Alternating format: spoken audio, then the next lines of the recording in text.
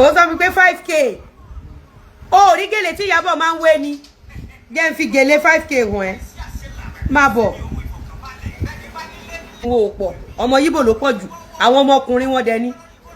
ẹ̀yin èèyàn wa Lizzy Anjorin tún ti sọ̀rọ̀ nípa Ìyábọ̀ Òjó. Ó sọ̀rọ̀ nínú fídíò yìí, ó ní àwọn èèyàn ó ní wọ́n ná ọjà ń wá sílẹ̀ nítorí èèyàn wo nítorí Ìyábọ̀ Òjó náà ni. Ó sọ̀rọ̀ nínú fídíò yìí, ó sọ pẹlẹbẹ ọ̀rọ̀ nínú láìvù tó ń ṣe lọ́wọ́lọ́wọ́. Ó ní wípé ó ní àwọn èèyàn ń fojú tẹ́ńbẹ́lú ọjà òun nítorí Ìyábọ̀ Òjó dẹ̀ ní. ẹ̀yin èèyàn wa ẹ jẹ́ ká wo fídíò náà. àwọn ọmọ within 60 to 21 years làwọn ọmọ Yíbò tó ń wé gèlè fún wa. àwọn ọmọ Yorùbá tó ń wé gèlè wọn ò pọ̀ ọmọ Yíbò ló pọ̀ jù tó ń wé gèlè. so ẹ já wo gèlè Ìyábọ̀ Òjó àwọn gèlè 5k ó máa rí nísìn orí ẹ pé mò ń bọ̀ wá wo gèlè 5k tí wọ́n gan bá tiẹ̀ ti rí jẹ́ wo bí tó mo wá bí tó ti wàá rí àwọn gèlè 5k nsìn wàá rí àwọn gèlè 5k àwọn gèlè 5k rèé àwọn gèlè 5k rèé orí mọ́ yẹn mọ́ bí òṣùkà àwọn gèlè 5k nìyẹn yẹ wo mò ń bọ̀ ṣé ó ti rí àwọn gèlè 5k rèé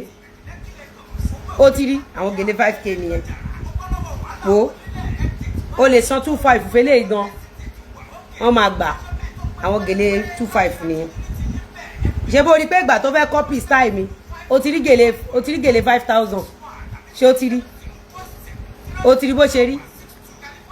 pẹ̀lú kọ́sítúmù wo ṣé ó rí bó ṣe rí lọ́wọ́ torí ọba ńlá ẹni ní Adó Èkìtì gèlè 500 naira oṣù kẹ́gùn ó ti ẹ lọ wò ó ṣòtì àwa máa sòótọ́ fún yín ṣòtì àwa ò ní parọ́ fún yín bí àwọn gèlè 10k rèé gèlè 10k ó ti yẹn ìwọ náà wò oh God nígbà tí ọmọ mi kan máa ń bá mi wé gèlè ńgbà kan ó máa ń gba 30 ó máa ń gba 40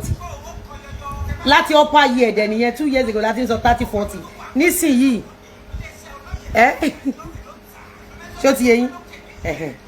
ẹ̀yin náà wò ẹ ti rí àwọn gèlè 5k rèé ó ti rí àwọn gèlè 5k nìyẹn ó ti rí